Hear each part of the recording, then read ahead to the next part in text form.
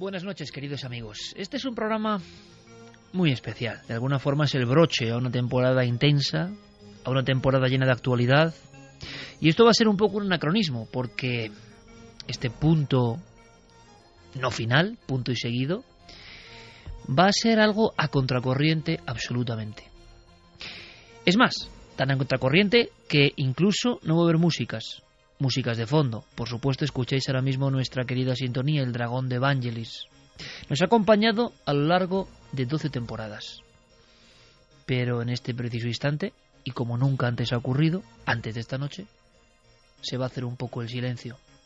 El programa Milenio 3 siempre ha tenido músicas de fondo. Los primeros minutos sin ese acompañamiento musical van a ocurrir ahora. Y muchos preguntaréis, ¿por qué? Y todo tiene un sentido. Primero, que este programa es muy especial. Este programa es una especie de pequeño homenaje a una serie de cosas que hicimos y que hemos visto que reviven con fuerza en pleno 2013. El concepto es dramatizaciones. Las dramatizaciones comenzaron en España hace muchos años. También es cierto que hacía muchos años que nadie las resucitaba.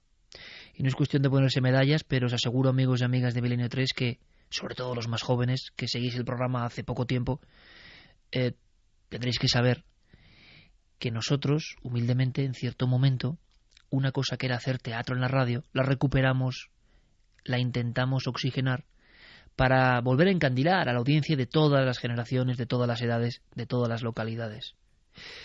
Recuerdo perfectamente que incluso algunos directivos no estaban muy de acuerdo. Hablamos del año 2003.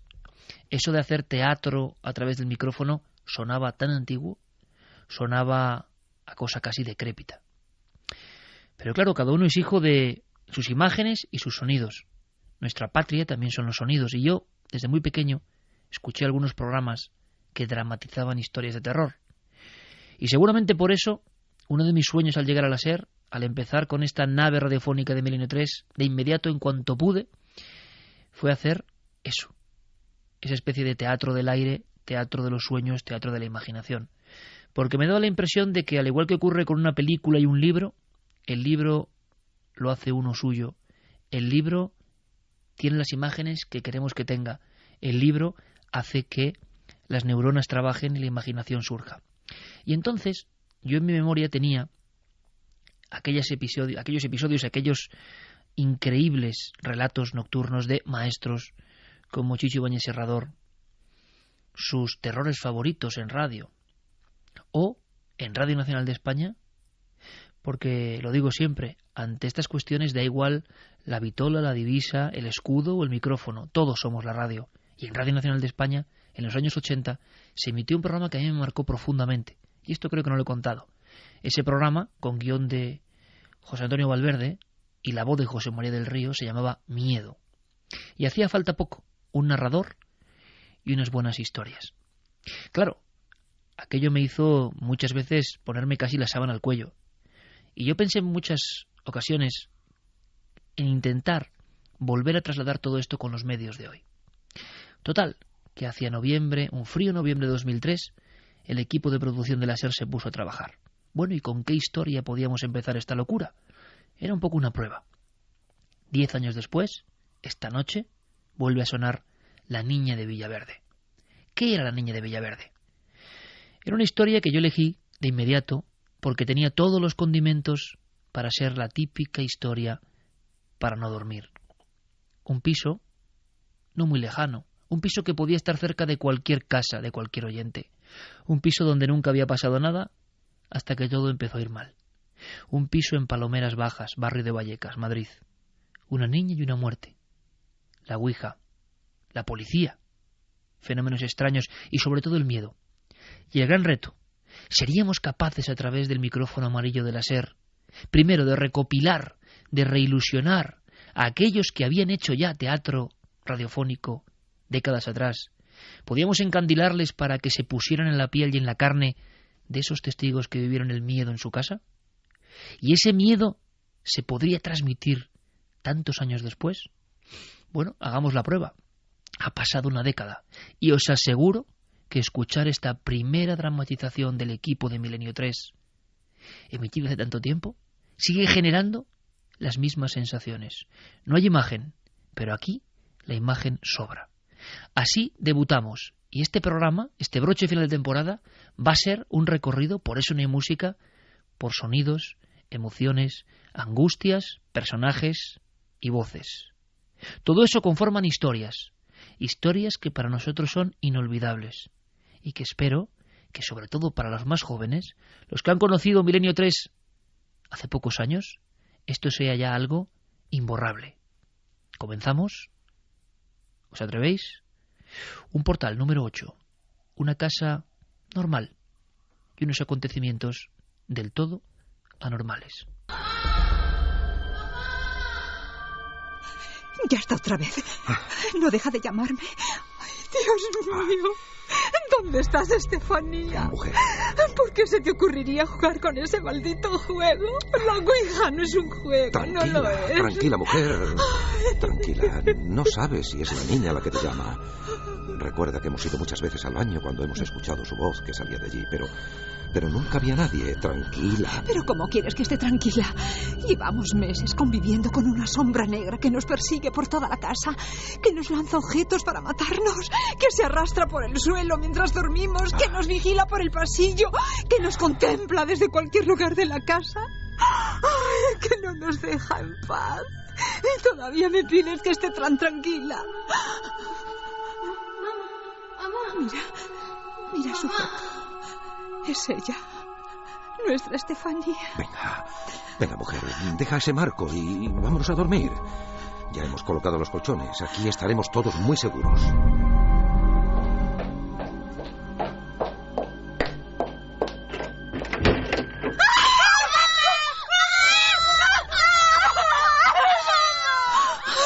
Ay, Padre nuestro que estás en el cielo.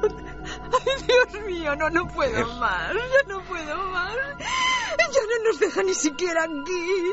Abre las puertas, míralo. ¿Qué será lo próximo? Bien, ya está, no aguanto más. Voy a llamar a la policía.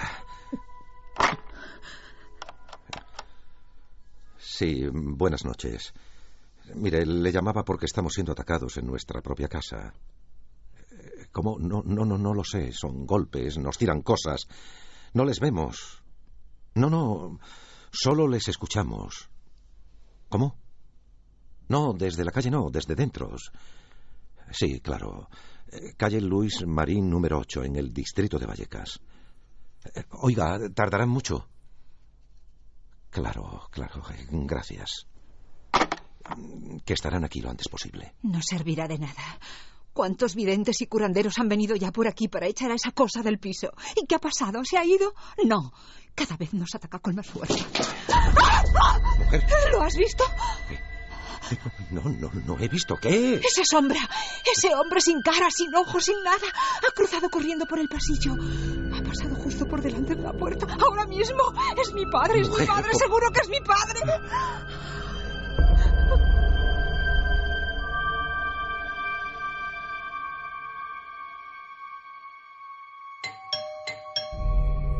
Debe ser la policía. Anda, tranquilízate. Ellos nos van a ayudar, mujer. Tranquilízate. Buenas noches, señora. Buenas noches. Buenas noches. Tranquilízate. Dios mío. Tranquilízate, que la gente nos va a ayudar. ¿Verdad, señora gente? Bueno, lo voy a intentar. Primero necesito que me expliquen... Mire, hace un año murió mi padre en esta misma casa y me dijo que me iba a hacer mucho daño en la vida. 2 meses después, mi niña, Estefanía, la mayor, nos enteramos que jugaba a la ouija esa y es que... Mire, se comportaba de un modo muy extraño. Ella que era tan alegre, pues de pronto un día dejó de hablar, se escondía, se volvió reservada. Era horrible. Bueno, verá usted, señora agente, jugaba eso hasta en el instituto. Una mañana nos la trajeron inconsciente de allí. Las amigas nos explicaron que haciendo la ouija esa, se había roto el vaso de cristal que utilizaban y que había salido un humo negro que Estefanía había respirado. Y ya no volvió a salir del coma. No llores, mujer. Murió también aquí, en esta casa, en su habitación, que está cerrada con llave al otro lado del pasillo, ¿sabe usted? Mi niña murió entre convulsiones, gritando. Ay, no parecía ella, no era ella. Bueno. Tranquilos. Como comprenderán, yo no puedo poner eso en uniforme. Ustedes han dicho que les estaban atacando. ¿Dónde están esos ataques? ¿Lo ve, agente? Se han abierto las puertas del mueble. ¡Se ha caído la foto de mi niña! Voy a recogerla. ¡Ay! ¡Mire! ¡La foto! ¡Mira la foto! ¡Dios mío! Agente, mire, la foto se ha quemado por dentro del cristal. Mire, No, ha ardido. no, pero eso es imposible. El cristal no deja que haya oxígeno. Y no puede haber fuego si no hay oxígeno. Un momento. ¿Qué es eso que cae desde la mesita del teléfono al suelo? ¡Son babas! ¿Pero qué ha sido eso? ¿Qué ha sido? ¿Qué es eso? Es el crucifijo. Acaba de descolgarse de la pared. Mientras ustedes miraban las babas, he visto cómo se daba la vuelta y caía al suelo. Miren, todo esto es muy extraño. Bueno, yo lamento decirles que no puedo hacer nada, vamos. ¿Cómo? Yo redactaré un informe de las cosas que he visto, pero claro, yo no puedo hacer mucho más. Pero mire, si se escuchan risas, gritos, alguien respira cerca de nosotros. Y además hay una sombra negra que nos persigue y nos ataca. Una sombra que se arrastra por el suelo, que nos mira desde los apliques del pasillo. Es que hay una sombra. Pero mire, señora, que ya le he dicho que yo no puedo hacer nada, que... Dios mío. Mire, lo siento, pero tengo que marcharme. No se molesten, ya conozco el camino. Pero, agente... en cualquier caso, si siguen atacándoles, vuelvan a llamar, pero no sé qué podremos hacer. ¿Para qué le vamos a llamar? Esta es nuestra casa. Él es mi padre. Y ella es nuestra hija. Seguiremos viviendo aquí porque esto es lo único que tenemos. Seguiremos muriendo aquí porque esto es lo que nos queda. Ay, vamos a dormir, Máximo. Mañana será otro día.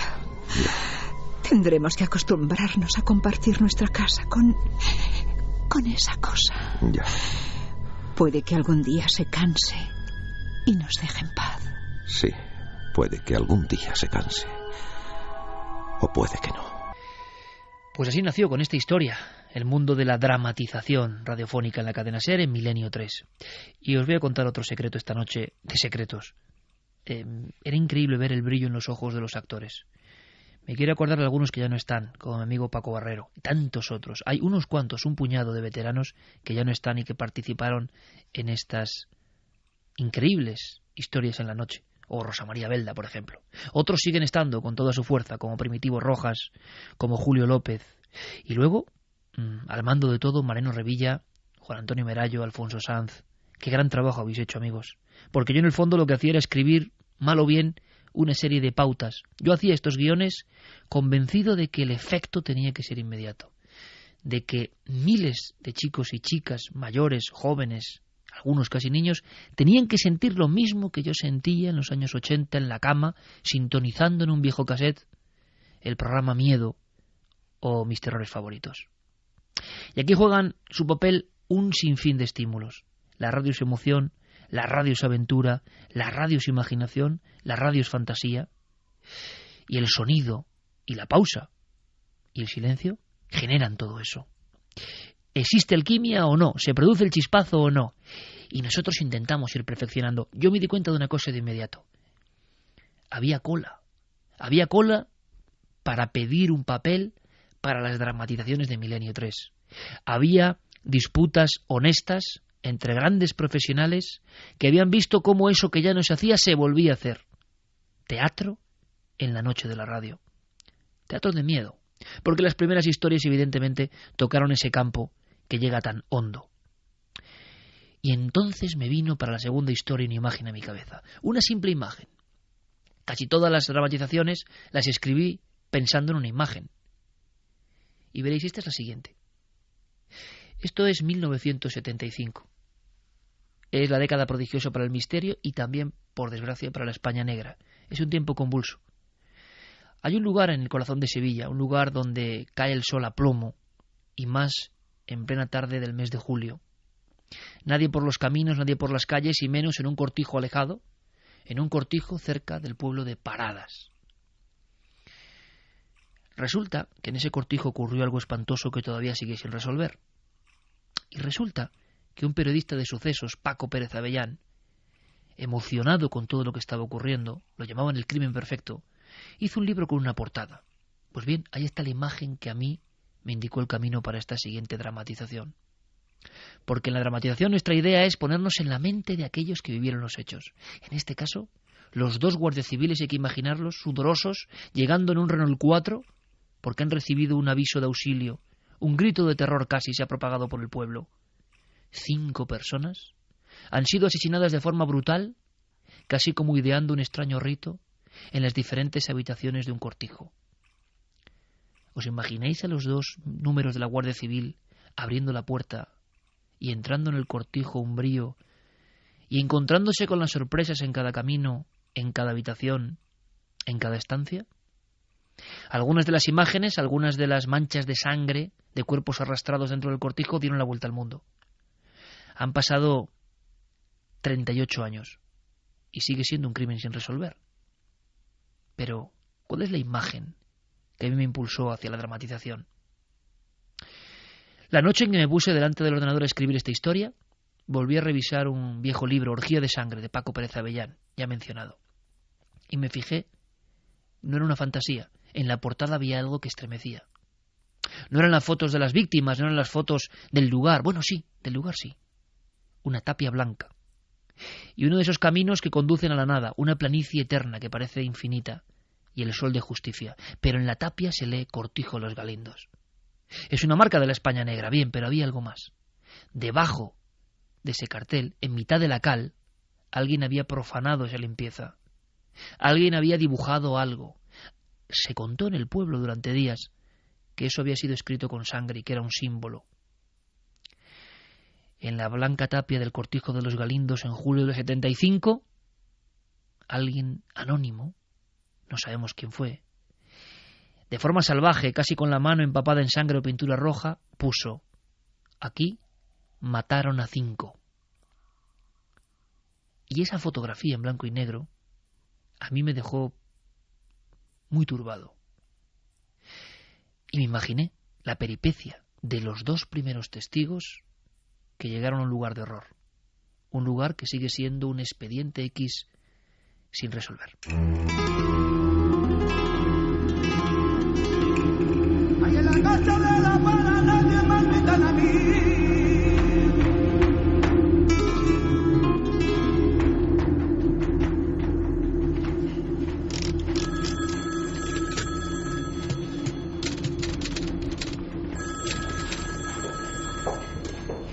Cuartel de la Guardia Civil de Paradas, dígame. Buenas tardes, soy Amalia de la carnicería. Mire, mi marido y yo veníamos en coche de Sevilla y al pasar cerca del Cortijo Los Galindos hemos visto fuego. ¿Fuego? ¿Dentro de la casa? Rupert, llame allí ahora mismo. Mire, era más bien como humo de la zona trasera. Pasamos muy lento por la carretera y vimos que la verja estaba abierta. Ay, señor, habrá pasado algo. Mi comandante, no coge nadie. Parece que se ha cortado la línea.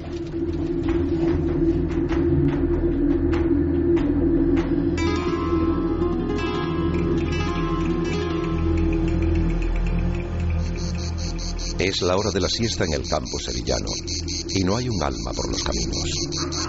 Tan solo algún perro sin dueño buscando el refugio de las sombras. En mitad de la llanura se dibuja un caserón solitario de paredes blancas.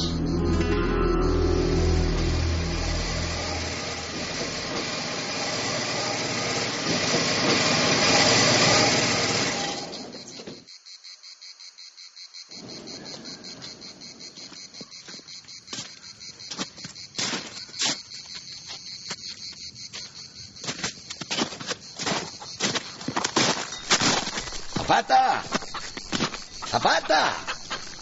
No hay nadie. ¡Manuel! ¿Pero dónde se ha marchado esta gente?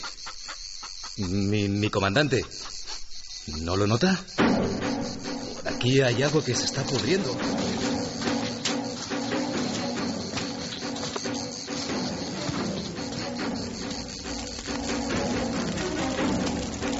Aquí se están quemando los fardos de paja. Pero... ¡Dios! ¡Madre mía! ¡Dios mío! Es insoportable.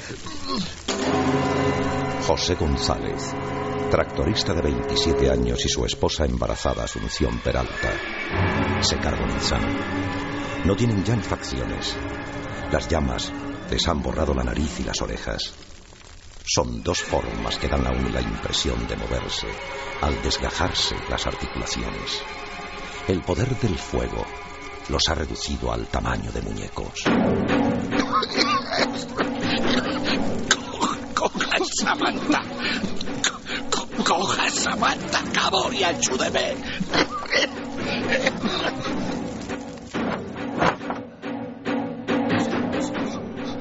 Son el José y su mujer. Mira el collar de ella.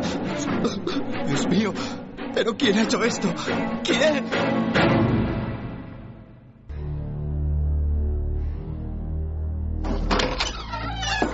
El largo pasillo de losetas guardaba cierto frescor.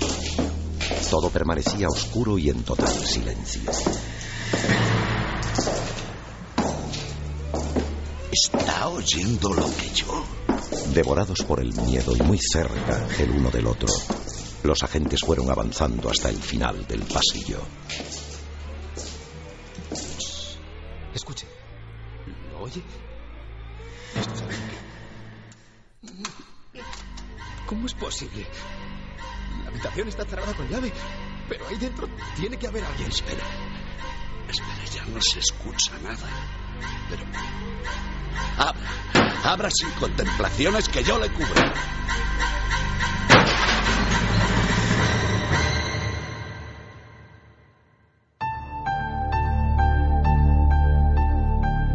La imagen que se encontraron al otro lado quedaría grabada para el resto de sus vidas. En la habitación pequeña y muy humilde, una mujer reposaba en la cama empapada de sangre. Tenía 53 años y se llamaba Juana Martín Macías. Los brazos estaban en cruz y su cara destrozada, agujereada por los golpes de un objeto afilado e irregular, tan deforme que parecía una máscara sin vida, que los miraba fijamente, reposando en la almohada.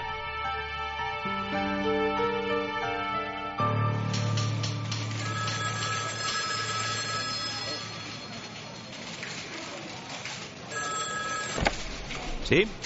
Esto es el Sevilla hoy, sí. ¿Cómo dice? ¿Otros 2 cadáveres? Sí, a punto. Uno es Ramón Parrilla. Estaba en la parte trasera y recibió un disparo de escopeta a corta distancia, sí. ¿Y Zapata? Entonces debe ser Zapata, que se volvió loco y mató a todos, ¿no? Está claro. Sí, exacto. Seguro que el bandido se ha echado al monte. Esto lo mando para la edición de mañana, claro. Nos he llamado gente de todo tipo. Desde los que dicen que vieron una luz en el cielo hasta los que hablan de un grupo de encapuchados acercándose allí. Ya ve qué cosas.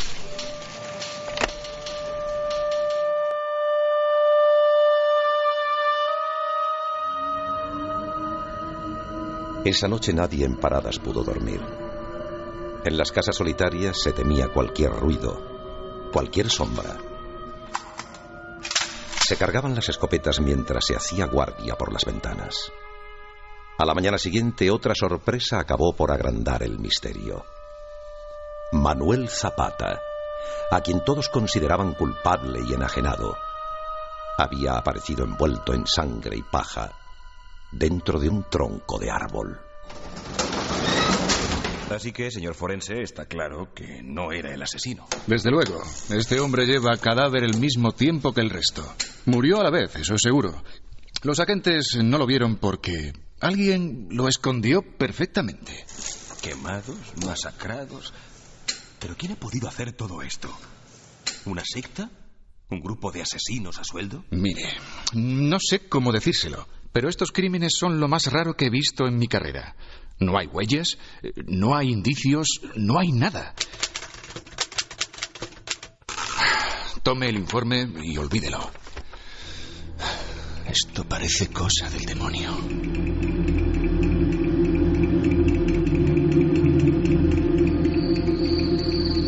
El periodista no hizo caso. Alguien tenía que haber visto algo. Y con esa idea en la mente se aproximó hasta los Galindos, con una mezcla de temor y curiosidad.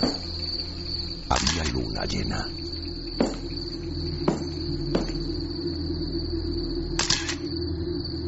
Todo era silencio, quietud, mientras el flash fue recorriendo la pared encalada, hasta que se encontró con algo inesperado. ¿Qué es esto? ¡Santo cielo! ¡Sangre! Una mano anónima y fantasmal había escrito con trazos temblorosos unos símbolos y unas letras que iban a dejar ese lugar maldito para siempre. Unas palabras que parecían surgir de las entrañas del muro, clamando venganza. Aquí mataron a 5.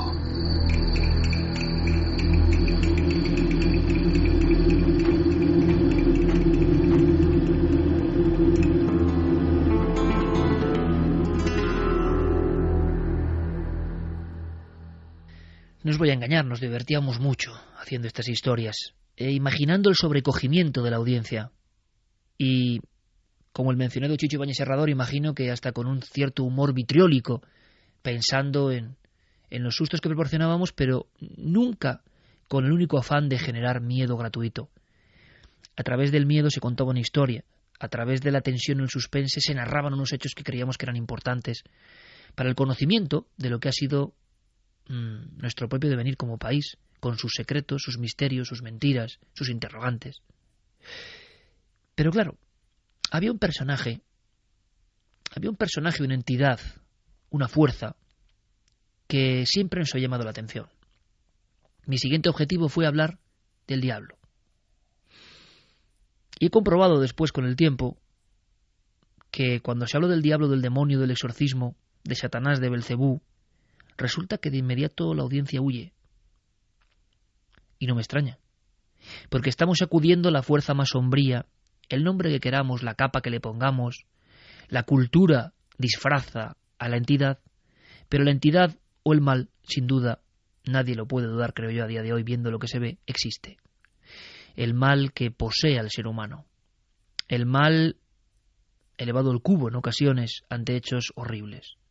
Pero a mí me interesaba más que hablar del mal, hablar efectivamente del ropaje del mal, de cómo ese mal se disfrazaba y aparecía en los viejos cuentos españoles, de cómo muchas historias tenían que ver con viandantes solitarios que, sin comerlo ni beberlo, una madrugada como esta quizá se encontraban con un intruso en el camino y creían que era el demonio. Recuerdo, por ejemplo, en las serranías de Jaén la historia del pastor Carmona. Era un pastor que tenía un rebaño. El lugar era escarpado y una de las ovejas se escapó. Y recuerdo como si fuese hoy cómo me contaban esta historia en la hoguera, en el lugar de los hechos. Aunque lugares pudieron haber muchos, porque esta historia se contó por toda la provincia de Jaén. Son historias que se convierten en mitos de su tiempo. Son las redes sociales de hace 100 años. Se transmiten de boca a oreja. ¿Qué le pasó al tal Carmona? Pues que cuando fue a encontrar su oveja, la vio desvalida, sola, en la noche, extraño, se había alejado, nadie sabía por qué. Y la tomó y se la puso prácticamente al hombro, cogiéndola por las patas. Cuando caminó unos metros notó que ese animal que llevaba pegado al cuello, sintiendo su carne, el calor y la lana, pesaba más, y cada vez más. La escena siguiente que se ha contado a través de generaciones, de la buena gente de Cazorla o de la Sierra Mágina, es que el pastor Carmona arrojó, asustado, aquel gran peso muerto. Entonces la oveja medio se incorporó y oyó una voz proveniente del animal que decía «Peso, Carmona». La historia contaba que aquel pastor salió huyendo, como alma que lleva el diablo, nunca mejor dicho, y que era Satanás quien había venido a recogerle por algún motivo. Es curioso, en Lequeitio, ni más ni menos, se cuenta la historia del peregrino, del penitente solitario, un anciano que se aparece a Chili, un atalayero, un vigilante de los barcos del Cantábrico. Es la noche y le pregunta por el monte Oiz. Esta historia se cuenta hace un siglo, y el monte Oiz también es un lugar de dolor por otros motivos, y un lugar de desastre. Total, que Chili, el fornido atalayero vasco, va acompañando al anciano que emite un extraño sonido al caminar. Hay algo que no sabe bien qué es Chili, pero que le alerta. La figura enjuta, delgada, un capuchón que tapa su cara. Y van los dos caminando y se da cuenta de que el peregrino no es antiguo delante de las pocas ermitas que quedan hasta el monte Oiz. Es más, en algunas de ellas evita el camino y da un atajo. ¿Qué clase de peregrino es ese que se aleja de la cruz? La historia termina como imagináis. Al quitarse el ropaje, el peregrino es una especie de mitad hombre, mitad chivo, con pezuñas de cabra, ese era el sonido en la piedra, y que le va a atrapar. No lo consigue porque Chili, que era un hombre religioso, acabó refugiándose en una de las ermitas, y parece que el diablo no podía entrar allí. Lo mismo se cuenta en Cuenca, donde incluso quedó la zarpa del demonio, que la gente todavía casi venera o se sobrecoge ante ella, con una historia similar. Es decir, hay muchos cuentos, ficciones que vienen de algún lugar, que se cuentan, valga la redundancia, en torno a las apariciones del maligno en la noche.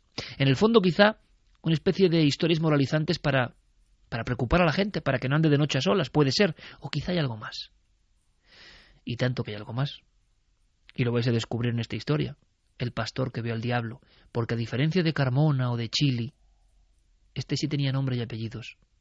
Este tiene una tumba, se llama José Pancho Campo, murió en el año 47, y en Garganta la Olla, Extremadura, todos le conocen así, el pastor que murió de miedo al encontrarse con otro personaje en el monte. Yo he estado delante de esa tumba en Garganta la Olla. Yo he hablado con los familiares que tanto tiempo después recuerdan su miedo y su terror, y me imaginé cómo pudo ser su agonía. ¿Hay un pastor que vio al diablo? ¿Hay DNI de esta historia? Pues la respuesta es sí. José Pancho Campo se muere. Es ya casi un cadáver sobre la cama, pero no deja de contar la historia que le ha atormentado durante todo este tiempo. Vi al demonio, padre. Vino a por mí aquella noche. Y ahora lo noto cerca. In nomine Pater, Filii, Spiritus Santo. No siga con aquella historia, José. No se atormente más. Ya le dije que fue una alucinación, una fantasía. El demonio. Alma de Dios, si hace 2 años no me hubiese contado esto bajo secreto de confesión, le hubiese enviado al manicomio. Lleva desde entonces en este lecho. Debe superarlo, José. Usted sabe como yo que era él. Y ahora lo vuelvo a notar cerca. Higinia, haga el favor de llamar otra vez a don Cándido. Esto ya es el delirio de la agonía. No hay nada que hacer. El suceso que cambió la vida de aquel hombre ocurrió en noviembre de 1947. Un mes frío lleno de incertidumbres. Iba a buscar castañas para dar de comer a su familia. Se había internado en la oscuridad del monte haciendo caso omiso de Pedro Rojas, otro campesino que, muy asustado, le aseguró haber visto la noche anterior una especie de figura que flotaba a unos palmos del suelo y que más tarde tendría fatales consecuencias para él. Hasta me reí del difunto Rojas. Y eso nunca me lo perdonaré. Ya sabe cómo murió, con aquellos dolores, como yo. Hacía mucho frío en la sierra, padre. Soplaba el viento. Yo me metí en la choza de piedra. Ese fue mi pecado. José, no recuerde más. Encendí la lumbre junto a la pared y noté que desde fuera algo se acercaba. Alguien se había parado en la puerta. Alguien perdido en el monte. Ahora solo tienes que rezar, hijo. Era una mano, una garra de alimaña. Y yo grité: ¿quién va? Me lamenté de no llevar la escopeta a mi lado. ¿Quién va? Dije, para que vieran que allí dentro había un hombre sin miedo. Va a acabar loco. Por el amor de Dios. Fue entonces cuando en el exterior de la choza se escuchó una voz. Un lamento largo que parecía de mujer. Tengo frío. Tengo frío. Apiádese de este pobre peregrino. Parecía una mujer perdida en la tormenta. Era alguien que pedía ayuda en mitad de la sierra. Pero yo sentí que era algo maligno. ¡Ábrame! ¡Ábrame! ¡Ábrame! Era muy baja, toda enlutada. Dio 2 pasos y se quedó frente a mí. Noté que se me doblaban las rodillas. No le veía la cara. Estaba tapada por aquel capuchón de monja. No se agachó ante la cruz de la pared. Yo me volví al fuego.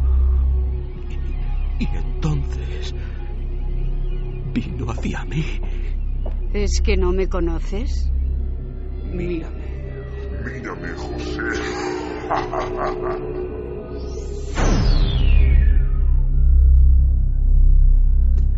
Pedí al Señor para que me salvase. Vi las 2 patas bajo el faldón. Eran patas de chivo, padre. Las patas de un chivo. No tenía ojos, ni nariz, ni orejas. Pero se reía. El diablo se me reía, padre. Vi su boca encorvada. Me agarré al crucifijo y vi cómo retrocedía, como si aquello le quemase. José Pancho tenía la cara amarillenta y alargada. Los ojos se habían ahuecado hasta hacerle parecer una calavera. Y a pesar de todo, en un supremo esfuerzo, seguía recordando ya casi al otro lado de la muerte aquella historia secreta. ¿Dónde está el médico? Este hombre se nos muere. José, pese la cruz.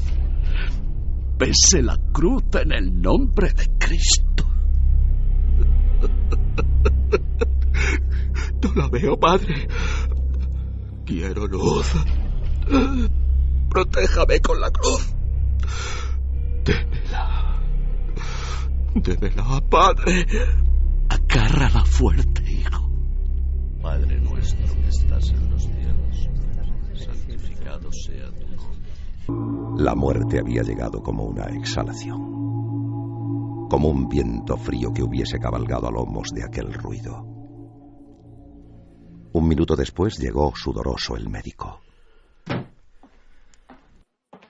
Don Cándido, por fin, Dios santo, este hombre acaba de morir. ¿Cómo ha tardado tanto? Tranquilícese, don Manuel. He tenido un percance. ¿Se ha quedado así? Sí, ya lo ve. Con los ojos en blanco y esa sonrisa horrible. ¿Es un rigor mortis tan extraño? ¿Decía algo? No, nada. ¿Verdad, Higinia?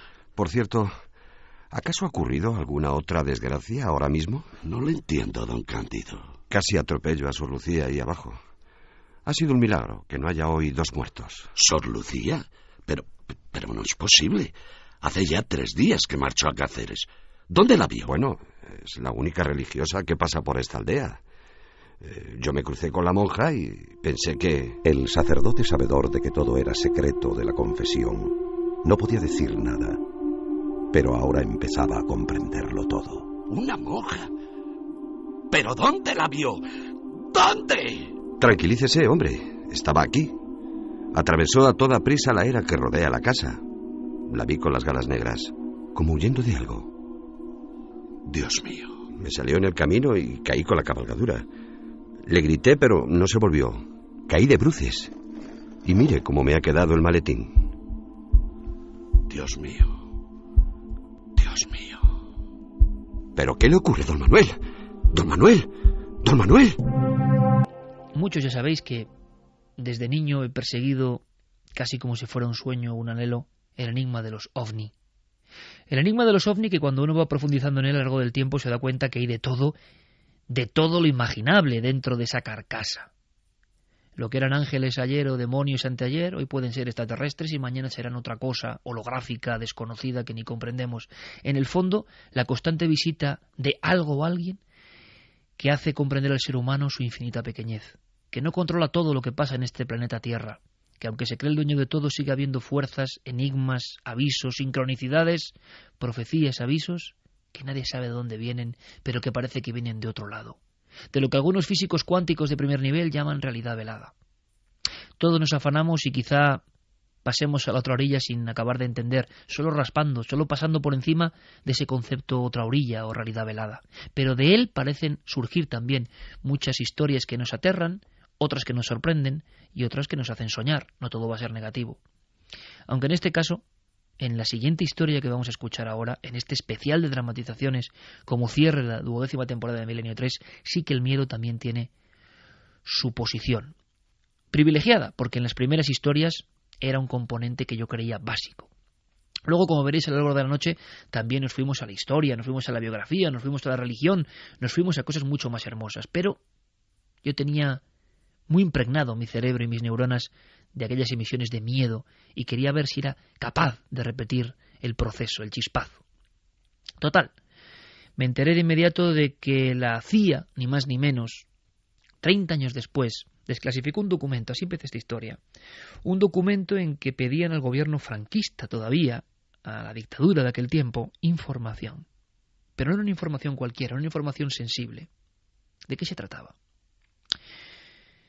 Ni más ni menos que uno de los altos mandos de esta agencia de inteligencia requería a nuestro Ministerio del Aire información sobre una serie de acontecimientos ocurridos entre el 20 y el 21 de marzo de 1974.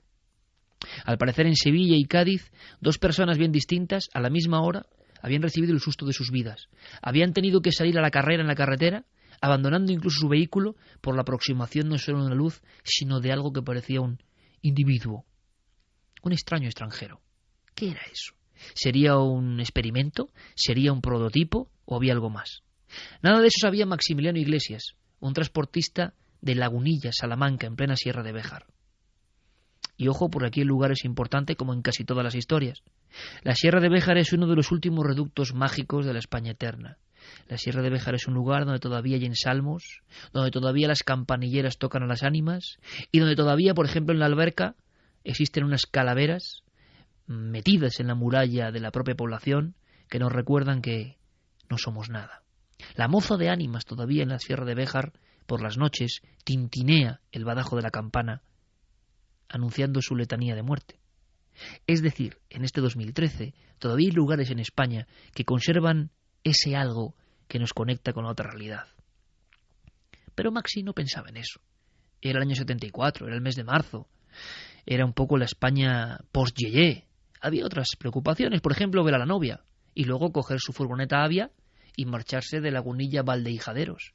Él dormiría en la pensión, como siempre, a cargo de su patrón Aquilino Garrido Bernal. Y de pronto en la carretera, en esa carretera que es igual a la que había en el 74, quizá un poco más allanada, con menos baches, se encuentra con tres luces. Él hace el cambio largas cortas, pero no responden. Y él piensa de inmediato que es la Guardia Civil. Pero se acerca un poco más y no es la Guardia Civil. Me imaginé muchas veces la expresión de Maxi Iglesias, a quien pude entrevistar en su día. Maxi ya no está en el mundo de los vivos y quizá ahora conozca el secreto de lo que le salió en el camino. Pero ¿sabéis lo más apasionante? Que Maxi vio cómo aquellas luces se elevaban. Y la imagen, como siempre, hay una imagen, hay un clip, hay una especie de diapositiva que a mí me conecta con estas historias. Pues Maxi, esa noche en la pensión, solo me lo imaginé, meditabundo, sentado en la cama, sin poder conciliar el sueño, se preguntó si esas luces que le habían salido al paso podrían ser los ovnis de los que tan frecuentemente hablaba la prensa regional. Los periódicos hablaban de ovnis. Y entonces él tuvo un pensamiento. ¿Regreso? ¿Mañana? ¿Vuelvo por el mismo camino a la misma hora de la noche? ¿Me desvío? ¿Tomo un atajo? ¿Será peligroso? Maxi decidió regresar. Y entonces se dio cuenta de que los no invitados estaban allí y ya no había tiempo para dar marcha atrás.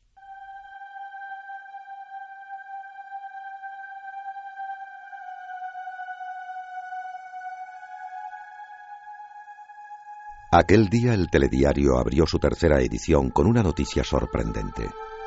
Un viajante de comercio de Sevilla había sido perseguido por un misterioso artefacto. 2 destacamentos militares de la base de Morón de la Frontera se han desplazado hasta la carretera de Castillo de las Guardas para analizar las huellas calcinadas por el objeto volante no identificado. En la zona todo es confusión y temor. En el único bar de Lagunilla, un pequeño pueblo de la provincia de Salamanca, se había formado un considerable revuelo. Yo os digo que ayer se vieron 2 luces como esas cerca del Paso de los Lobos. Las vi con mis propios ojos. Yo te creo. Mi difunto padre vio uno de esos cerca de Béjar, en pleno día. Si hasta Atanasio, el médico, debió encontrarse con un demonio de esos hace un par de semanas. Está claro, patrona, pero ¿de dónde vendrán? ¿Qué querrán de nosotros?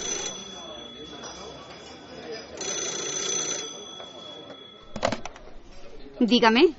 Sí, don Mateo. Claro que anoté su pedido. Sin falta el chico sale para allí. Muy bien. 6 cajas. Eso es. Con la oscuridad y las montañas por única compañía, la vieja camioneta Avia echó a rodar. Maximiliano Iglesias nunca había sentido el mayor interés por los enigmas del espacio. Bastante tenía con su dura vida de transportista. Sin embargo, algo le inquietaba. Quizá fuesen esas luces que él y muchos vecinos habían visto en ese mismo tramo de la carretera. ¿Por qué nunca habrá nadie por este camino? Frío. A ver si la radio me acompaña. Último boletín de la noche. Extraño caso en la autopista Cádiz-Sevilla. El protagonista es Cristóbal Muñoz, chofer del presidente de la Diputación de Cádiz, que se encuentra ingresado con fuerte shock emocional. Al parecer, un ser que emitía luz le salió en mitad de la carretera cuando intentaba llegar hasta... Válgame Dios. Es que nos van a invadir. Tanta gente no puede estar mintiendo. Igual son los rusos o los americanos. ¿Qué es aquello? Como en un mal presagio, tal y como había sucedido en la noche anterior, 2 luces muy potentes aparecieron de frente, muy cerca del asfalto, como si le esperasen desde hacía tiempo. ¡Tú! ¿Estás loco o qué? ¡Quita las largas! ¡Aparta, hombre! ¿Qué le pasa a esto ahora? Era inútil. Todo el sistema eléctrico se había venido abajo por la influencia de algún tipo de energía. ¡Vamos, arranca de una vez! ¡No te pares! Aquí no, por favor.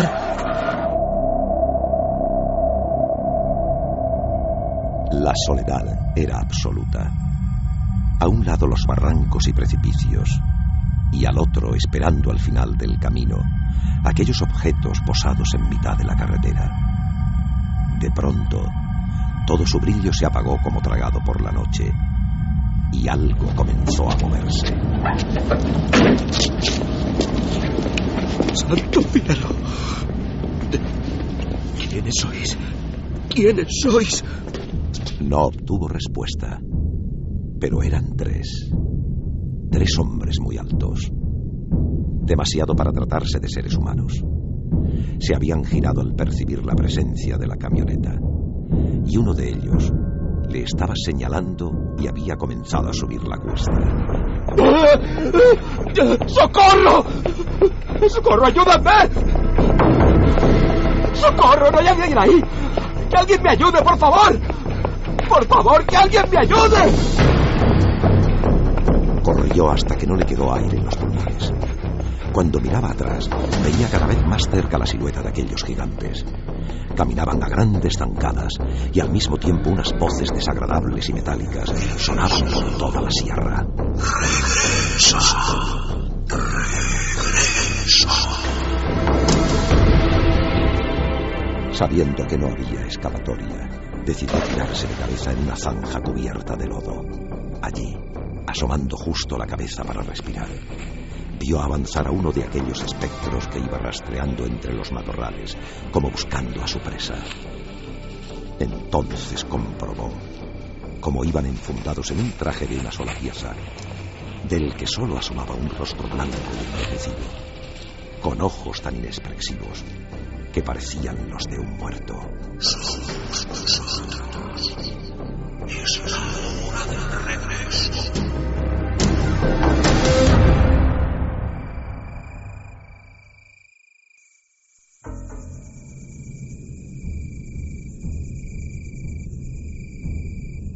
Durante mucho tiempo el asustado camionero quedó allí semienterrado. Sería ya más de la 1 de la madrugada cuando 2 fogonazos muy potentes surcaron el cielo como si fueran bengalas. Entonces miró atrás y vio que ya no quedaba nadie en la carretera. Tan solo el viejo camión con la puerta abierta. Tengo que arrancarlo como sea. Por favor, arranca. ¡Arranca!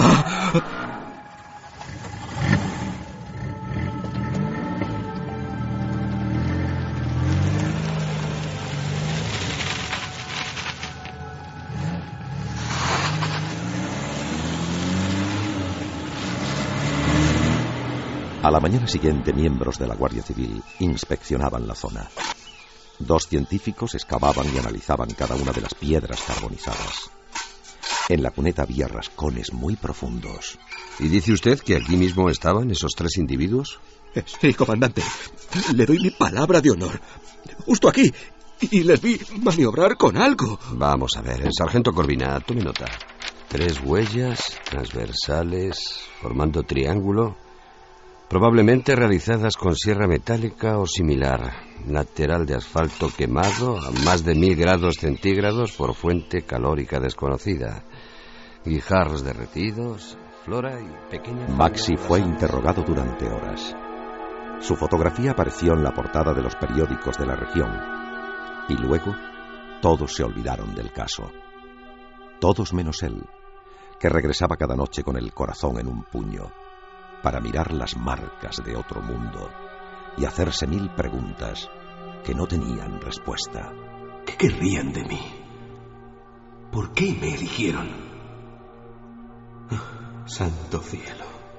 ¿Volverán algún día? Como veis, las carreteras, la noche, la inquietud que se produce y los años 70 han sido protagonistas importantes de estas historias de Milenio 3.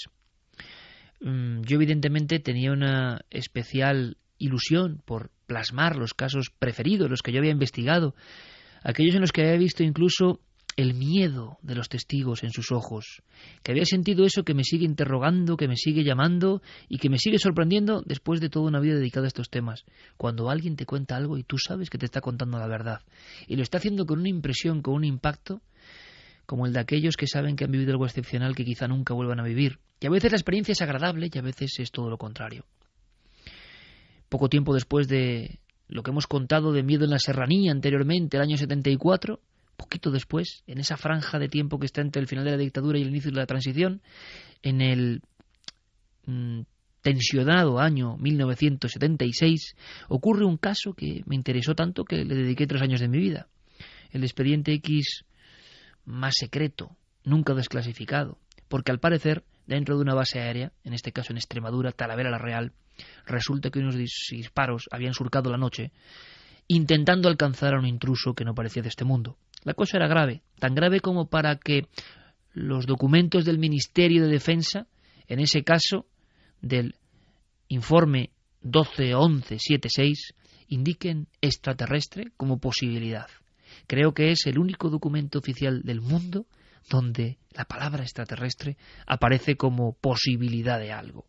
Pero bueno, esa es otra historia que ocurrió esa noche fría y en la cual 3 soldados vieron truncada su vida después de una aparición. Pero yo, investigando allí una y otra vez, me enteré de que no era la primera vez que aparecía algo en la base aérea, que en la mismísima Tapia, junto a la carretera, la vieja Nacional 5, había habido otras historias. Se hablaba de una portuguesa atropellada y se hablaba incluso de alguien que se quitó la vida porque aquello se aparecía en la noche. Con todo eso, investigando de aquella ya, tomando datos de aquella ya, intentando ir un poco más al fondo de la cuestión, extrayendo documentos y datos, fui componiendo un puzzle, que es el puzzle del terror absoluto a la noche. El soldado en su garita solo, las imaginaciones, las sugestiones, un trozo de bosque delante de la garita, la zona de combustibles, donde cuentan que aparece alguien que fue atropellado hace mucho tiempo. y quizá vuelve con ansia de venganza. Yo creí que era una leyenda urbana. Hoy os aseguro que no sé qué pensar, porque he conocido a esa gente que disparó. He conocido y he visto los casquillos que se dispararon. He estado en el lugar de los hechos. He visto toda esa trama oficialmente imposible. Pero mi interés en esta nueva dramatización fue llevar a todo el público, a todos vosotros, la tensión que yo vi en los testigos que hablaban de aquella mujer atropellada y de su regreso. Con todo eso hicimos esta auténtica historia para no dormir. Y yo lo titulé La Portuguesa.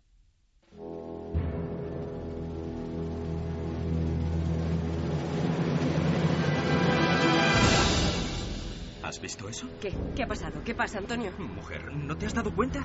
Estaba allí, junto al árbol. ¿No lo has visto? Voy a dar marcha No, atrás. déjalo, no sigas. Por favor, vámonos de aquí ahora mismo. Pero, mujer, yo he visto algo ahí que... Que he dicho que nos vayamos de aquí, por el amor de Dios, ¿no me estás oyendo?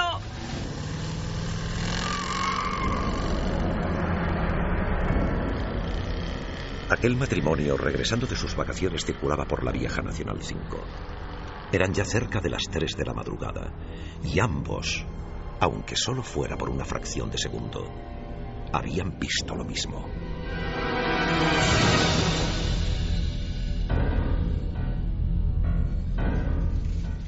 Yo te digo que eso son fantasías. ¿Cómo demonio va a haber una mujer ahí a esas horas bajo la tormenta? Tú lo que pasa es que te habías pasado con el champán. Que no, que ya sabes que no bebo, Ruiz. No me vengas con tonterías. Estaba allí y yo la vi. Estaba mirándonos fijamente, muy cerca del arcén. Mi mujer desde entonces tiene pesadillas. Esa noche se puso muy nerviosa porque la vio como yo. En un primer momento no quiso decírmelo, pero fue al parar cuando le entró la histeria. Yo miré hacia atrás por el espejo y no lo sé. Había algo. Era como un traje blanco moviéndose. Un traje roído, como de mendiga, lleno de manchas. Creo que era una mujer con el pelo mojado. Dios. Lo que no puedo olvidar es la cara alargada, huesuda, acercándose entre la oscuridad.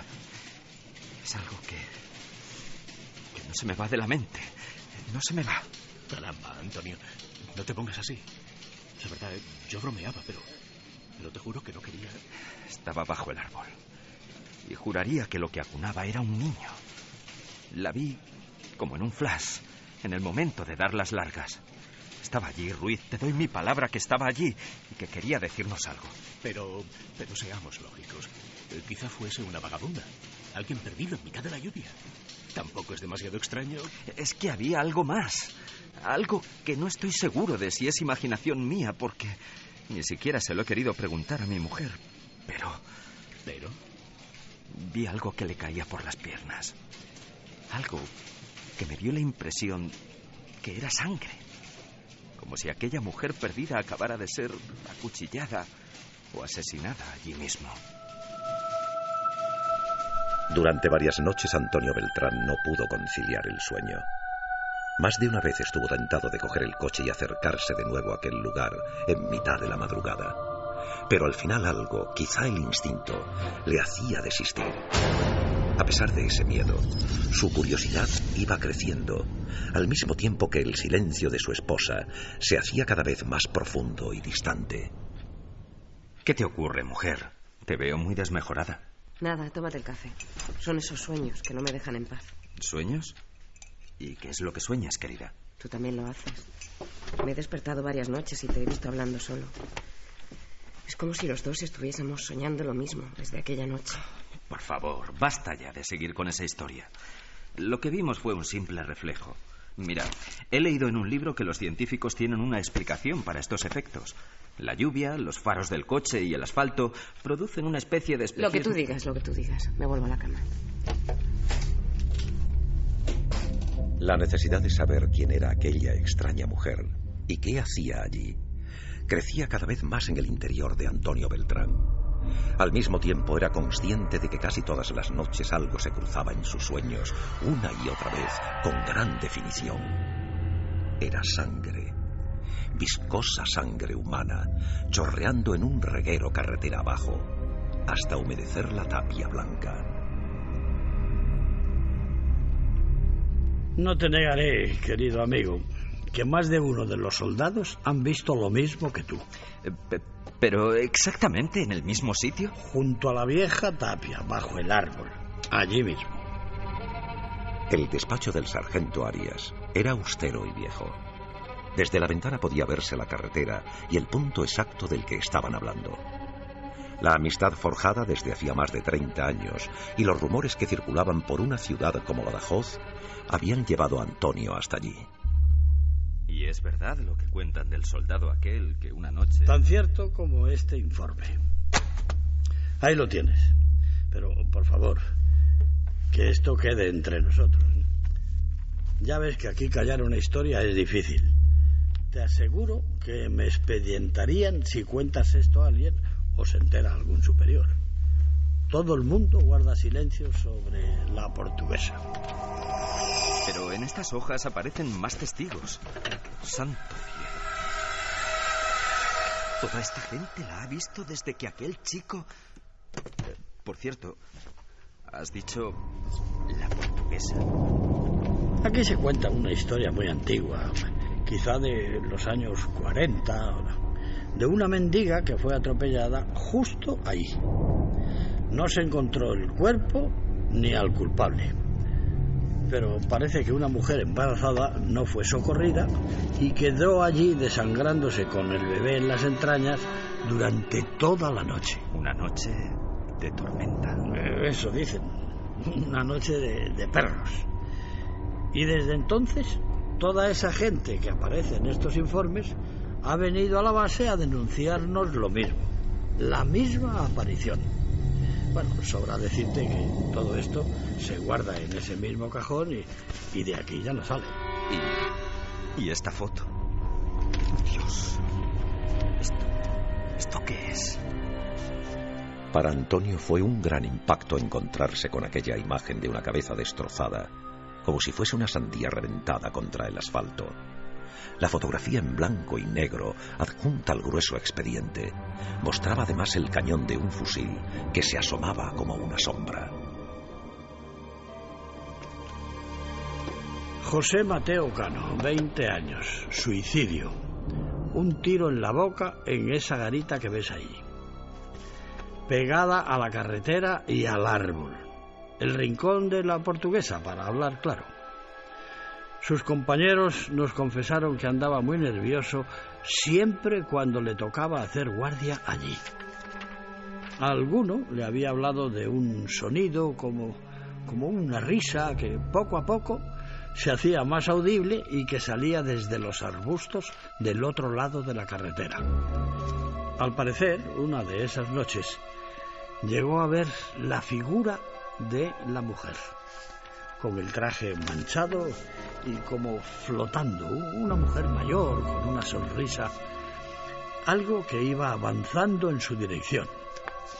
Así hasta que se descerrajó un tiro en la boca. Ahí lo ves perfectamente. Y lo grave es que no ha sido él. Desde el mismo momento en que se construyó esta instalación militar, ha habido gente que la ha visto. Una noche de hace un par de años, 3 soldados abrieron fuego contra una figura que avanzaba en la oscuridad. Y justo antes de aparecerse, también habían escuchado un misterioso sonido, como un llanto.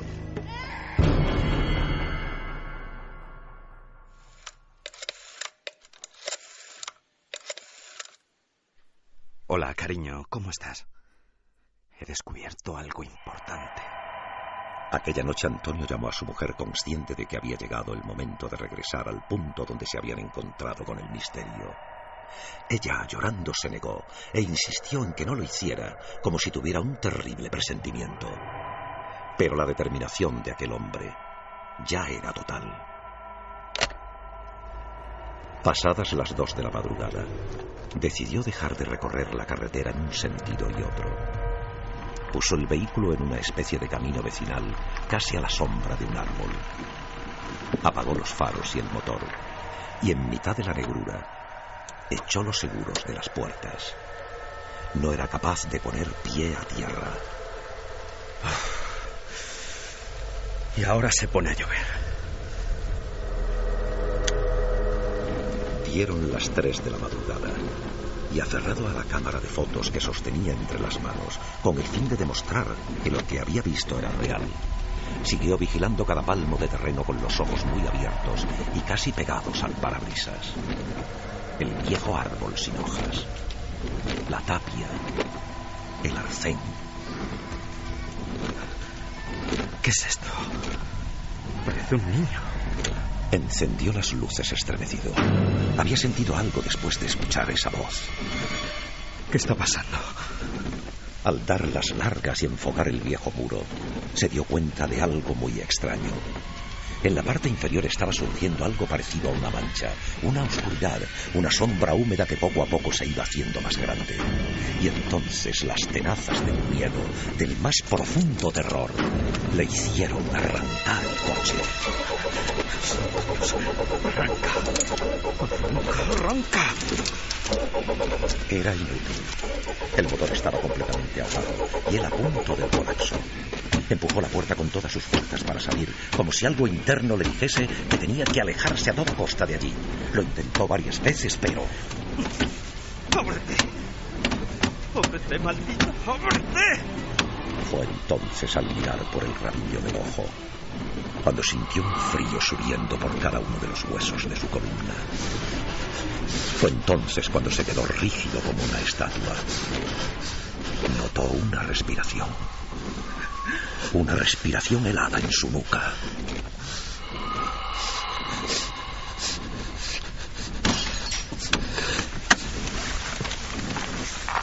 ¡Socorro! ¡Ayuda! ¡Socorro! ¡Socorro!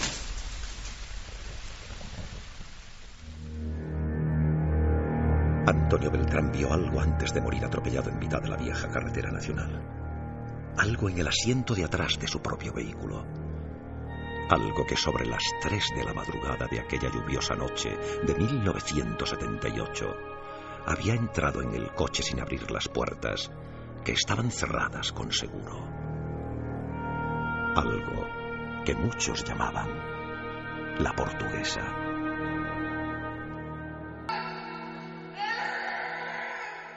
Pero no todo van a ser historias de terror, y lo vais a comprobar. Nos sumergimos en la historia con mayúsculas.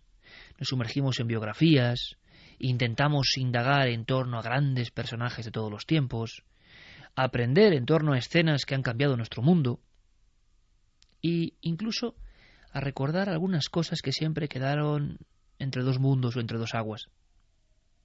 Hace poco lo recordaba en Milenio 3. Hubo un extraño programa en la televisión española que se emitía para los niños, en aquella televisión un poco experimental y realmente vanguardista que nosotros vimos, que tuvimos la suerte de crecer con ella, que era Planeta Imaginario. Salían unas marionetas y daba un aspecto todo eso bastante bizarro y bastante tenebroso. Y yo tengo grabada en la mente la imagen de la aparición de dos niños con dos caretas grandes, desproporcionadas, dentro de una cueva. Ahora sé que estaban contando la historia de los niños verdes de Banjos. Yo tendría unos 10 años o 8 años al ver aquella emisión de Planeta Imaginario y no lo he podido olvidar. Y he comprobado, a través de las redes sociales, a través de los contactos con este programa, que vosotros tampoco. Lo bonito es que a partir de esta noche todo esto resurge y todo esto se escuchará 1 y 1000 veces. La historia es la de una cueva. La historia es la de un pueblo que no sabemos bien cuál es su nombre. Oficialmente Banjos. Oficialmente un sitio donde nunca pasaba nada. Lo que pasa es que luego la investigación nos ha llevado a intentar indagar en torno a pueblos deshabitados. Esos pueblos donde no queda nadie, solo el recuerdo. Donde aparece la escuela con los pupitres y ya no hay clases, ni maestros, ni sonidos. Banjos puede ser uno de ellos. Se cuenta que al finalizar el siglo XIX, todo el pueblo, el notario, el sacerdote, el médico, asistieron a algo asombroso. La aparición de dos niños que aseguraban venir de otro mundo lejano, que tuvieron que aprender a hablar y que hablaban de un sol perdido en algún tipo de sistema desconocido. ¿Por qué los niños verdes? Porque tenían prácticamente esa coloración. Médicos han intentado estudiarla leyendo la verdad e intentando arrojar también al mismo tiempo una solución biológica. Descubriendo, indagando, buscando en archivos, nos dimos cuenta de que esta historia en el fondo parecía un remedo o una especie de resurrección de algo ocurrido en el siglo XII en el condado de Woolpit, en Inglaterra. Allí, otra cueva, 2 niños, y ya en pleno románico, la aseveración de que venían de otro lugar muy lejano. Bueno, puede ser un mito, o puede que no. Lo lógico es pensar que sí, pero vaya mito más hermoso. ¿Qué pasó con los niños verdes de Banjos? Recuerdo también un libro, Extraterrestres en la Historia, en la cual aparecían estos 2 personajes en la portada. Y el estremecimiento os aseguro que sigue siendo el mismo. Quizá en homenaje a esas sensaciones, intentamos comprender lo que pudo pasar. Y este es el resultado.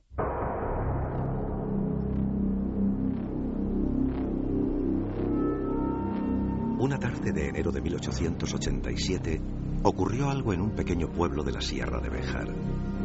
Algo que, a pesar de que la aldea hace tiempo que ya no existe, se sigue rumoreando en la voz quebrada de los vecinos de la comarca.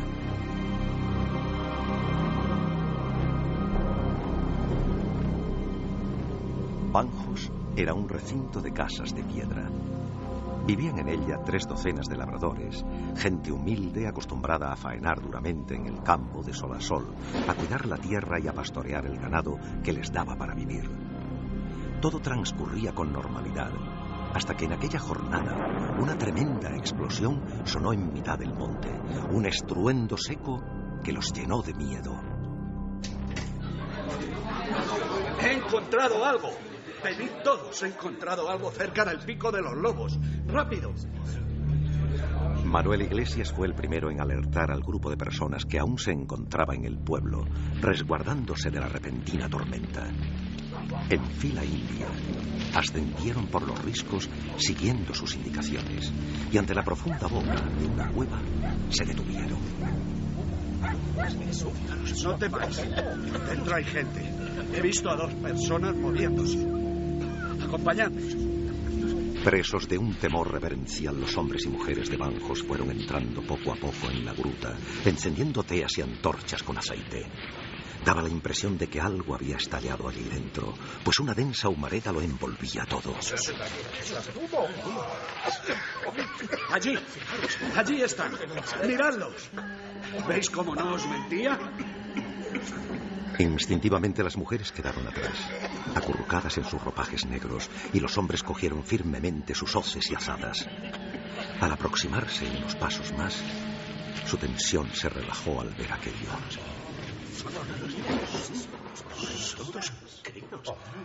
Eran tan solo 2 niños, los que agarrados de la mano temblaban de miedo al final de la cueva.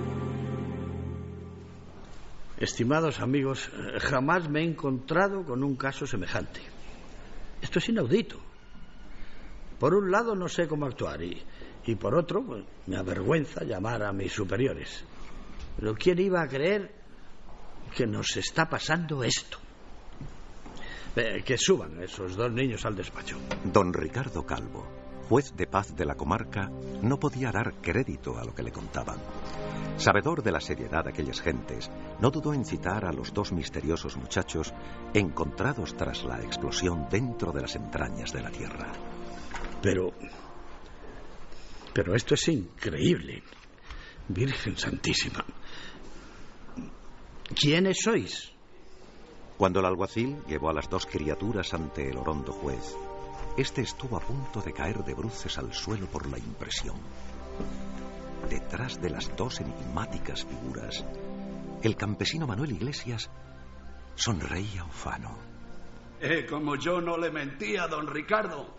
Ve cómo es verdad todo lo que le dije. Esto no puede ser. ¿Qué clase de pigmentación es esa, alguacil? Hemos restregado y frotado con jabón y no se da. No hay manera. Los ha examinado don Cristóbal durante horas. Si lo desea, le mando llamar. Ahora mismo. ¿Y vosotros, pequeños, de dónde habéis venido? ¿Qué? ¿Acaso no sabéis hablar? Efectivamente, aquellos dos niños no podían pronunciar una sola palabra. El tono verde de su piel y sus ojos grandes del mismo tono habían sorprendido al viejo médico, que subió las escaleras mesándose los cabellos. Don Ricardo, esto parece obra de magia. Los muchachos, excepto por su color, son igual que cualquiera de nuestros chicos. El de la derecha es una niña y el de la izquierda un niño. Exteriormente son idénticos. La boca es como la nuestra. Eso sí, le informo de que no han querido probar bocado hasta que uno de mis ayudantes trajo unos tubérculos y judías. Eso es lo único que han ingerido. ¿Se tratará de alguna misteriosa enfermedad, don Cristóbal? Imposible. En todos mis libros no vienen unos síntomas de este tipo. Además, no tienen huellas dactilares. Miren sus dedos completamente lisos. ¿Y se ha fijado en la extraña ropa que portan? Los dos niños, que aparentaban unos 7 u 8 años, vestían sendos monos plateados de una pieza, brillantes, sin aberturas, cordeles ni cremalleras, algo que en aquellas tierras jamás se había visto. ¿De dónde habéis venido, muchachos? La pregunta la repitieron día y noche sin obtener ninguna respuesta de aquellos que, ingiriendo solo unas pocas verduras, miraban con sus grandes ojos extrañados todo lo que sucedía a su alrededor, sin soltarse de la mano ni por un momento. En el pueblo, mientras tanto, había un auténtico debate. Tendríamos que informar a la autoridad provincial. Es nuestro deber. No sé. Creo que lo más aconsejable es mantenerlos aquí y estudiar su anomalía. Si denunciamos su presencia, jamás volveremos a verlos. Por increíble que parezca, fueron pasando las semanas y llegó la primavera. Los niños de Banjos, adoptados por la pequeña aldea, se interesaban por todo a pesar de no poder hablar. Sentían curiosidad ante todo lo que les rodeaba y observaban atentamente a plantas, animales y personas. El 21 de marzo respondieron por vez primera a la gran pregunta. Y lo hicieron a su manera, en mitad de la pequeña plaza del pueblo, señalando al cielo, apuntando con sus manos a la inmensidad de las estrellas, como queriendo indicar el lejano lugar de donde procedían. Son niños de otra tierra perdida en el espacio, señor juez. Lo están diciendo. A lo mejor llegaron en un cometa de esos. Esto es tan extraño. ¿Y cómo llegaron hasta esa cueva de la sierra? ¿No se da cuenta que todo esto es un disparate en sí mismo? Cuentan que aquella misma noche los dos hermanos, venidos de alguna parte, sonrieron por vez primera. Sus dientes pequeños y blancos asomaron a través de sus labios verdes y finos. Quizá querían agradecer el buen trato de aquellas nobles gentes que siempre, cada tarde, les traían agua y verduras, pues aquella parecía ser la única dieta que aceptaban. A eso de las 12 de la noche, subieron al pico de los lobos con todo el pueblo tras ellos. Llegados a la boca de la cueva, los dos chiquillos cogieron una rama y dibujaron en la tierra, como queriendo dar a entender un mensaje en clave. Trazaron un círculo y otros 3 más pequeños alrededor. ¿Lo ve, señor juez? Eso significa, a mi parecer, que proceden de un mundo lejano que posee 3 soles. Esto es maravilloso. Pero... ¿os vais a marchar? ¿Nos vais a dejar aquí? Quizá, amigo Manuel, su misión ya ha terminado. Han observado nuestros trabajos, nuestra alimentación, nuestro rudimentario modo de vida. Seguro que han tomado buena nota de todo y ahora deben terminar su trabajo. Yo no quiero que os marchéis. Os queda mucho por ver. No os vayáis, amigos. A las palabras sinceras de Manuel Iglesias, el hombre que los encontró, los niños de Banjo, solo un grupo, aun temiendo que hubiese una nueva explosión, se quedó allí a la misma entrada del pico de los lobos. Pasados unos minutos, se escuchó un estruendo que los obligó a tirarse cuerpo a tierra.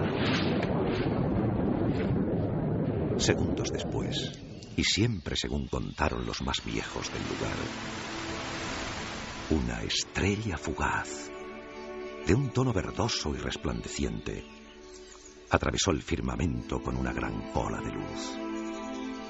algo majestuoso que se fue alejando, mientras juez, médico y Manuel, el campesino, agitaban sus manos y sus pañuelos, gritando al mismo tiempo: hasta siempre, amigos. Generaciones y familias de la abrupta Sierra de Béjar han contado a sus nietos esta increíble historia. Hoy, por desgracia, ya no quedan ni siquiera aquellas viejas casas de piedra. Banjos ya no existe, y es solo un recuerdo en los antiguos libros. Sin embargo, parece que todavía algo raro ocurre cada cierto tiempo en la gruta del Pico de los Lobos. Hay quien dice, aunque no se ha podido comprobar, que cada 21 de marzo, justo el día que nace la primavera, un humo misterioso emerge de las entrañas de ese lugar. Un humo en el que muchos, hablando muy bajo y guardando el secreto, aún recuerdan la historia de aquellos dos niños que llegaron del espacio. Y quien lo siga alcanzará la vida eterna. Los hombres impresionados hicieron un círculo y él quedó en medio, extendiendo las manos y mirando al cielo. El Señor os bendiga y os guarde. Todo poder me ha sido dado en el cielo y en la tierra. Por tanto, id y predicad a todas las naciones, y enseñadles a observar todo lo que yo os he mandado. Dichas estas palabras, una nube luminosa se colocó lentamente encima del grupo. Y Jesús, levitando en el aire, fue alejándose hacia ella con una sonrisa. No temáis. Yo estaré con vosotros siempre, hasta el final del mundo. Como podéis comprobar, no solo de terror viven las dramatizaciones de Milenio 3, como ya os advertía. La historia, la investigación, los enigmas antiguos, las páginas ocultas de todas las biografías. Nos interesaba todo. Aquel 2004 fue febril en acontecimientos, evidentemente, y el reto de hablar de Jesús de Nazaret y de ver su pasión nos empujó hacia otros rumbos. Tomamos otras brújulas y nos fijamos en el descubrimiento de América. Sin duda alguna, el gran descubrimiento, el inicio de una era nueva. Y sin embargo, hay una enorme cantidad de misterios en torno a ese instante. Detrás del Tierra de Rodrigo de Triana existen todavía muchas interrogantes. Una de ellas tiene que ver con un personaje que por desgracia encarna perfectamente el arquetipo del olvidado. Y a mí me han interesado siempre mucho los olvidados, las figuras que hicieron grandes cosas pero no fueron reconocidas. Incluso hice un experimento casi cruel. Fue después de esta dramatización que vais a escuchar. En Huelva existe un parque con un nombre muy concreto. En un lateral, un instituto de enseñanza secundaria que también tiene ese nombre. Y al frente, algo escondido, algo olvidado, el personaje en cuestión. Muchos lo llaman el prenauta, el primer navegante, el navegante anterior. Pero su nombre real es Alonso Sánchez de Huelva, natural de Niebla, un lugar ya de por sí, por su propio nombre, lleno de evocación misteriosa. ¿Qué le pasó a este viajero para que hoy apenas nadie lo recuerde y sin embargo en la ciudad de Huelva, en la ciudad del descubrimiento, en la ciudad donde todo empezó a surgir, todo se pergeñó, casi nadie lo recuerde, pero al mismo tiempo existan esas esculturas, ese parque y ese colegio? La experiencia que os digo, yo la tengo grabada en la memoria. Entrevistamos a muchas personas onubenses prácticamente a la misma vera de esa efigie de piedra de Alonso Sánchez de Huelva. Y preguntábamos por el prenauta, por Alonso Sánchez, por el primer Colón. Y os puedo decir que el 90% de las personas no sabían de quién estábamos hablando. Creo que luego todo cambió. Esta dramatización, un programa excelente de Planeta Encantado de JJ Benítez y después el tratamiento en televisión, creo que han dado por fortuna nueva luz a la figura del prenauta. Estoy seguro que muchos curiosos se acercaron a esa figura un poco rechoncha, valga la redundancia, a esa efigie un poco desvencijada, porque al parecer incluso este navegante tenía pupas, tenía la piel agrietada, venía con extraña enfermedad, realmente de otro mundo. Este hombre fue prácticamente un cadáver casi, un moribundo, que apareció en la playa y fue recogido por Colón.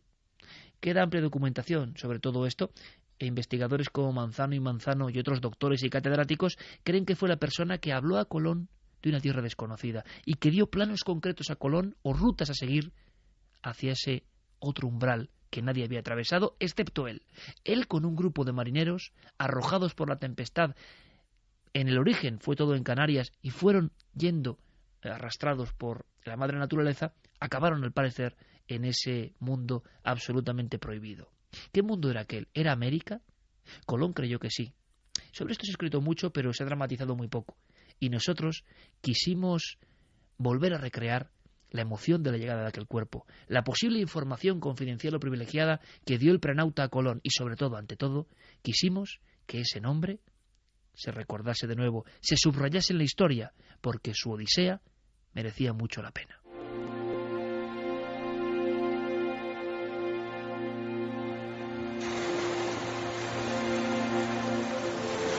Mucho antes de la gloria y la inmortalidad, mucho antes de que se alzasen esculturas en las que se señalaba con el dedo índice hacia un nuevo mundo, mucho antes incluso de su primer viaje, el mercader Cristóbal Colón veía atardecer en las playas desiertas de la isla portuguesa de Porto Santo.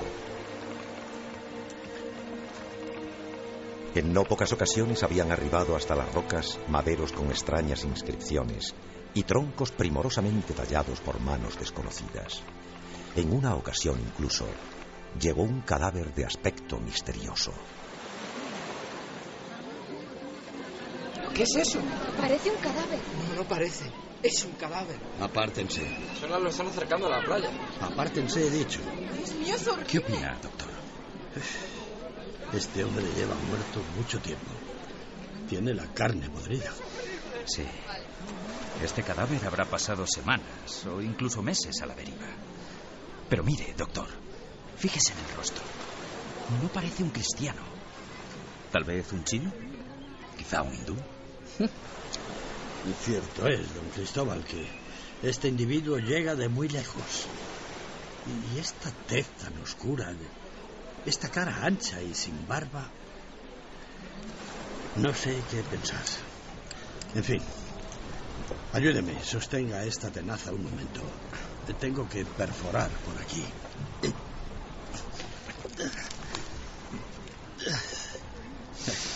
Es curioso. Las alimañas marinas han respetado las entrañas. Sin duda, lleva mucho tiempo siendo transportado por las corrientes y se ha conservado magníficamente por dentro. Eso parece. Ordenaré que le den sepultura de inmediato. Sucesos como este habían despertado desde hacía tiempo la imaginación y las ansias de Colón. ¿De dónde procedían aquellas visitas? ¿Acaso había tierras fuera de los mapas conocidos y al otro lado del mar tenebroso? En la taberna, al caer la noche, los marinos siempre le hablaban en los mismos términos, fascinados, se diría que casi embrujados por una posibilidad digna de la leyenda.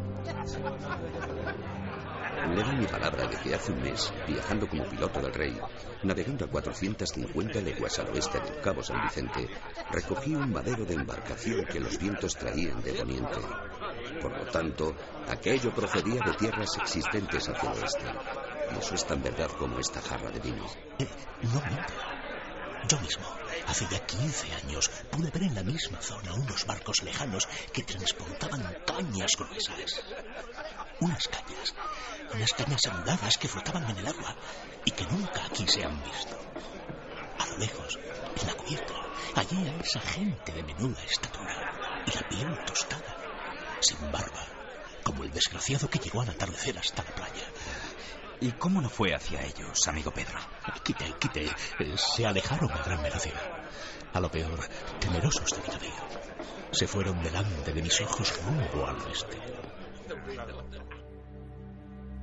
La obsesión de Colón, extraída quizá de algunos libros prohibidos que había podido consultar en Italia, era viajar al este por el oeste, inaugurando una ruta jamás explorada a través del océano.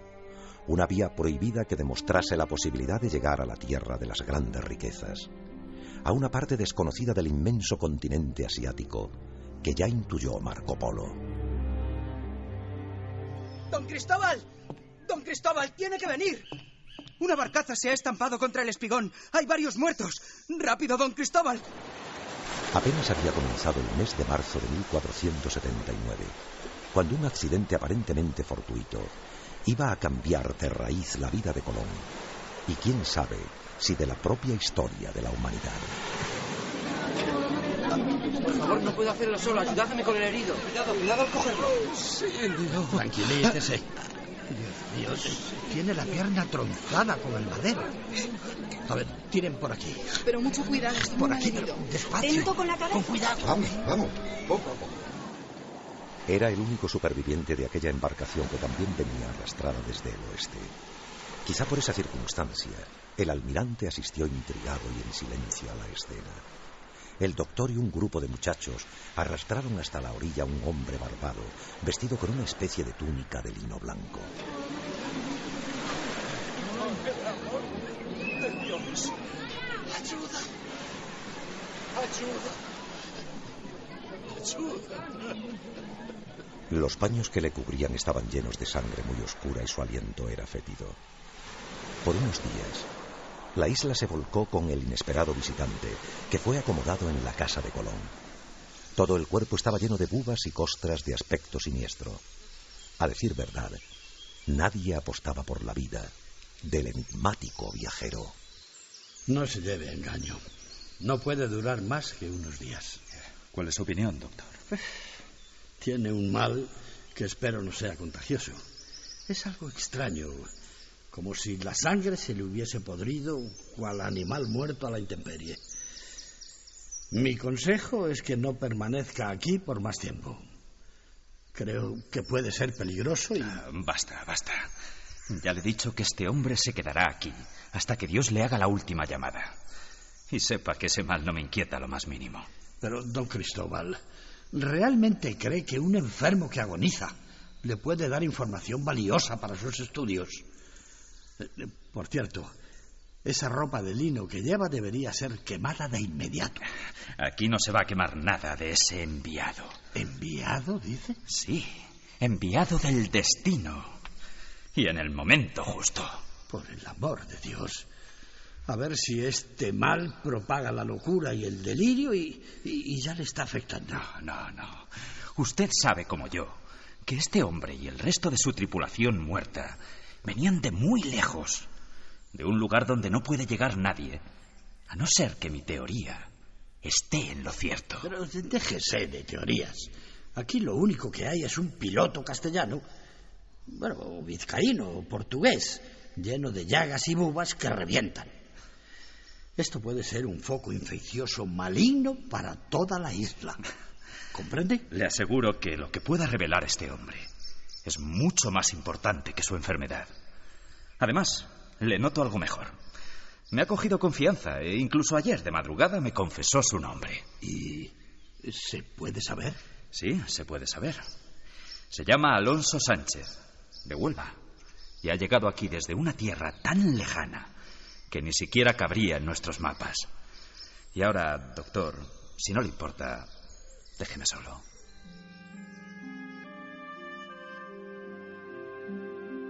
A la luz de las velas y durante casi una semana, los dos hombres hablaron en secreto encerrados en el torreón. Uno de ellos, con el rostro cadavérico y postrado en la cama, y el otro, ansioso, apuntando todo lo que salía de la boca de aquel hombre. Amigo Alonso, trata de recordar. Me hablabas de la gran tormenta. Vamos, haz un esfuerzo. Íbamos cargados de frutas y maderas, navegando por el Golfo de Guinea. Y entonces el cielo se convirtió en un infierno. La mar, quizá enfurecida por nuestra codicia, nos fue llevando hasta un territorio desconocido para nosotros.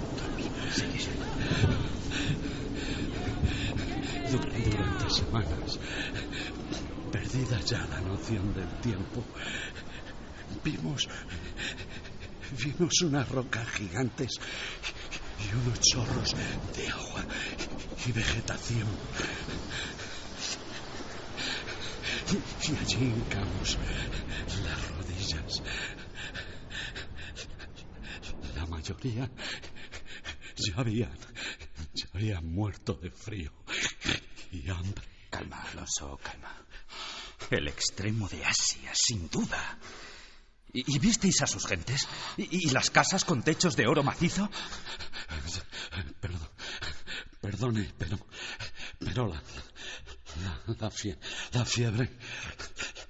la fiebre otra vez. Deme un poco de beber, don Cristóbal. Tranquilo. Tengo que beber. Apiádese.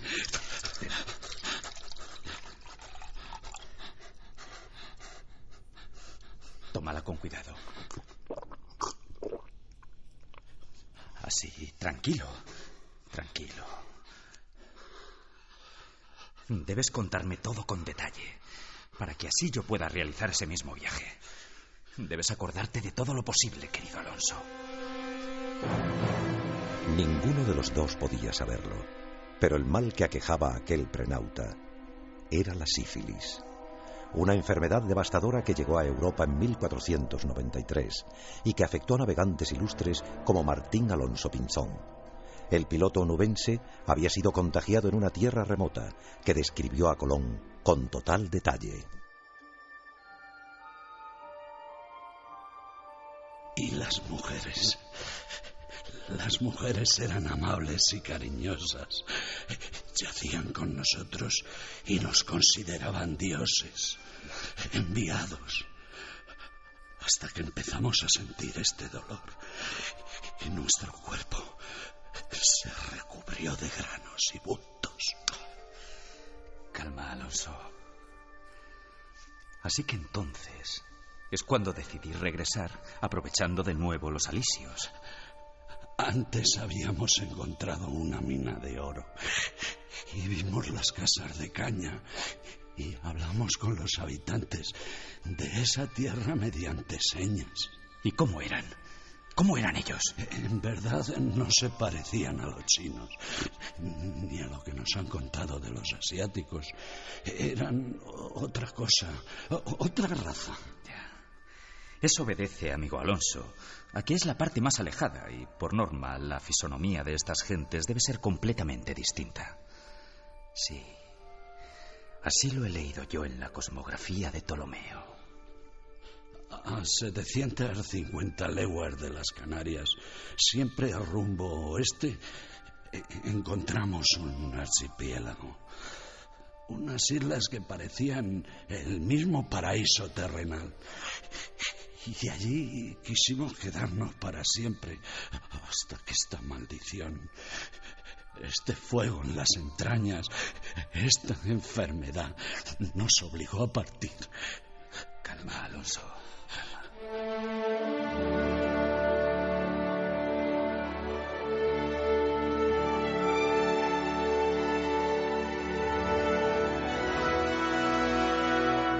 Su tozudez por iniciar este viaje ha valido más que todas las recomendaciones de mis consejeros, don Cristóbal. Le felicito.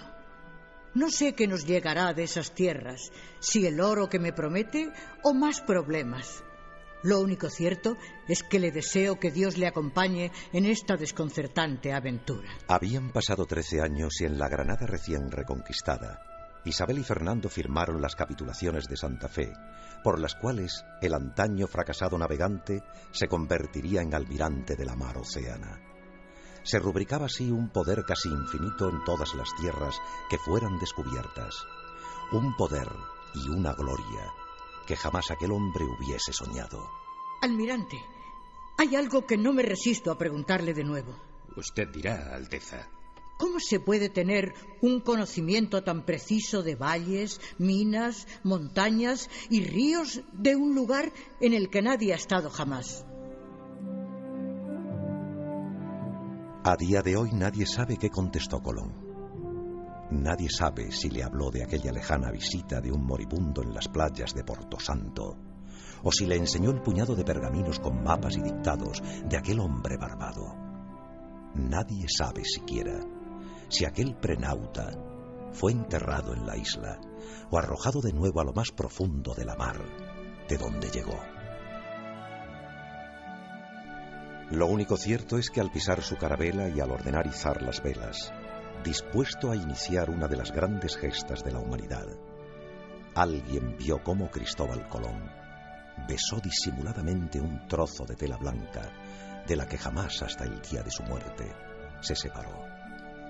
Un trozo de lino blanco con 3 manchas de sangre oscura a modo de secreto amuleto.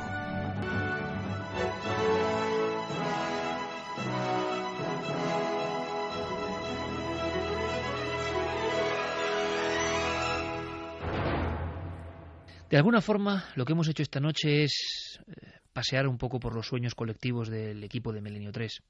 Ha participado un sinfín de gente, de artistas, de creadores, de músicos, y solo con ese anhelo, como decía al principio de esta noche, resucitar un viejo género, un género incluso desprestigiado, arrinconado, y que creíamos que tenía todavía mucho por contar. ¿Sabéis lo asombroso y la reflexión que yo hago de todo esto?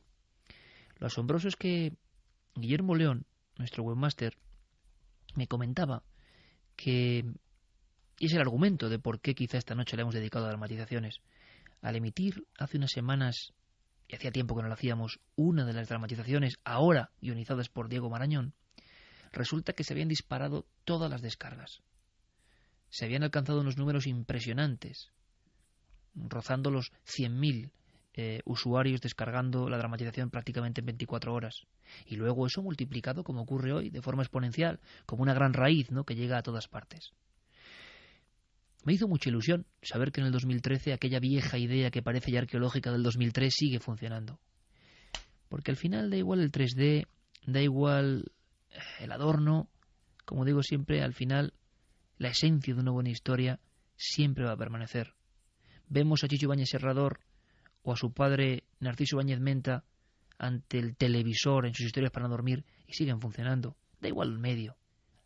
Hay un personaje, blanco y negro, y la verdad. Y ya está. Seguimos alucinando con todo tipo de efectos que están muy bien, pero uno sigue leyendo Edgar Allan Poe y si es verdad puede llegar a imaginarse la angustia y el miedo de aquel autor. Y al final, eso es lo que queríamos transmitir, la esencia de las cosas. En pleno tiempo de las redes sociales, las computadoras y el estímulo visual permanente, nosotros de repente nos pusimos a hacer radio con teatro. Sonaba locura, pero efectivamente hasta aquellos directivos más recalcitrantes tuvieron que admitir que de pronto la gente joven había conectado. Y vaya, se habéis conectado. Cada vez que hay dramatización se multiplican las descargas. Pero ¿sabéis por qué me alegra? No me alegra solo por un número vacío. Me alegra porque, como os he dicho, hay muchas personas detrás de esto. No solo Mariano Revilla, Alfonso Sanz, Merallo. Hablo de Primitivo Rojas, de Charo Soria, de Enrique Marrón, de Esteban Masana, de Paco Barrero, de Nacho Barceló, de tantos y tantos y tantos que han prestado su arte, su garganta, su voz, su interpretación. Julio López, tantos. Me dejaría muchos en el tintero. ¿Y sabéis lo que ocurre? Que las obras que ellos dejaron, su legado incluso que les ha trascendido, porque algunos buenos amigos como Paco o Rosa María ya no están, ese arte, esa recreación, esa dramatización, esa historia que ellos también imaginaron, a la que pusieron su alma, sigue viva. Porque ahora, ya no solo a través de la cadena SER, sino a través de todas las redes, a través de muchos países, a través de infinidad de conductos digitales, eso sigue absolutamente vivo. Y en el fondo el homenaje y volver a hacer un programa hoy donde rescatemos todas las grandes historias antiguas, gracias a Ángeles Afuera por la labor que ha hecho junto con mi compañero Fermín Agustí de búsqueda. Hemos encontrado estos tesoros que ya casi incluso nosotros mismos habíamos sepultado en nuestra memoria. Nadie muere si vuelve a ser recordado. Nadie muere si su voz, si su arte, si su historia, si su ingenio vuelve a sonar a través de la SER, y ya a través de ese propio mundo, propio universo que es la red. Gente de Perú, de Argentina, de Colombia, de México, de Estados Unidos, esta misma noche alucinarán con voces de artistas que ya no están. Voces de artistas que estaban aquí a primera hora porque se sentían de nuevo importantes. Voces de artistas que no solo venían aquí para hacer publicidad u otras cuestiones absolutamente lógicas, volvían a ser actores. Y nosotros conseguimos un poco ese sueño, y ellos nos ayudaron a crear una cosa que sin ellos hubiese sido absolutamente imposible. Entre mis ideas enloquecidas y arcaicas y con su ingenio de artistas, y mediando los grandes productores de la SER, conseguimos eso, ese viejo sueño que ojalá continúe, de vez en cuando, contar una buena historia, ayudados por los sonidos, los silencios y la fuerza de la radio. Yo espero que este programa lo guardéis. Me da igual el soporte, me da igual la nube o una vieja cinta si es que todavía existen. Sobre todo, que lo guardéis dentro del único archivo que de verdad me importa, el alma humana. Ha sido un placer. Feliz temporada. Sed muy felices.